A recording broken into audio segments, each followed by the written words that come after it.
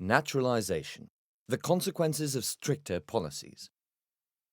If you are a foreigner living in the Netherlands and you wish to obtain Dutch nationality, then you can apply for naturalisation.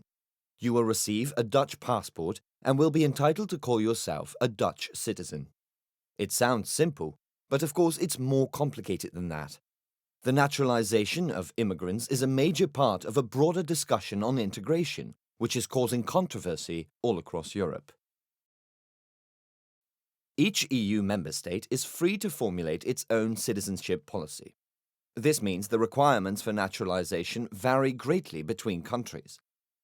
For instance, if you're an immigrant in Belgium or Finland, you can apply for citizenship if you have lived there permanently for at least 5 years.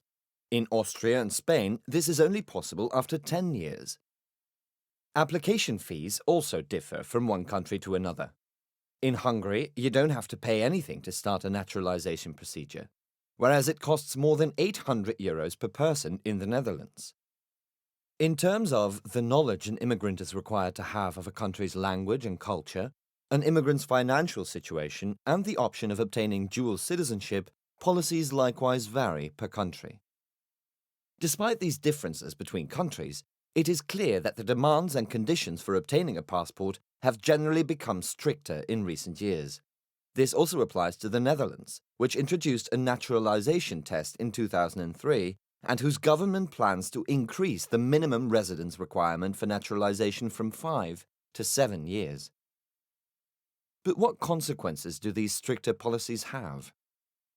In order to answer this question, we first need to have a closer look at which immigrants choose to naturalise, as well as their reasons for doing so. It turns out that more young people naturalise than older people, and more people with higher qualifications than people with less education. A person's family situation is also important. Immigrants with a Dutch partner are more likely to naturalise. Another major factor is a person's background. Immigrants from politically unstable countries with a low standard of living are more likely to naturalise than immigrants from stable and prosperous countries. That makes sense. For example, a young woman from Afghanistan has more to gain than someone of the same age from Germany. Things like a secure residence status and diplomatic protection. That's not the whole story, though. For some groups, naturalisation can be an important aid to socio-economic integration. It increases their chances of finding paid work and improves their standard of living. This is especially true for immigrants from less developed or non-Western countries of origin. They generally have a more difficult time on the labour market and benefit more from any advantage they can get. One thing is absolutely crucial in this respect: timing. Naturalisation especially improves the chances of finding paid employment for migrants who naturalise quickly, say after 5 years of residence. If they naturalise later, they will benefit less. In other words, the timing of naturalisation matters. This brings us back to the question about the effect of increasingly strict citizenship policies in European countries.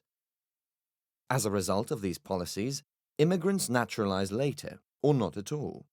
This means they don't benefit from the advantages that a timely naturalisation can offer. From this perspective, tightening naturalisation requirements and conditions does not seem like a good idea. Want to know more? Visit our website www.MiLifeStatus.com.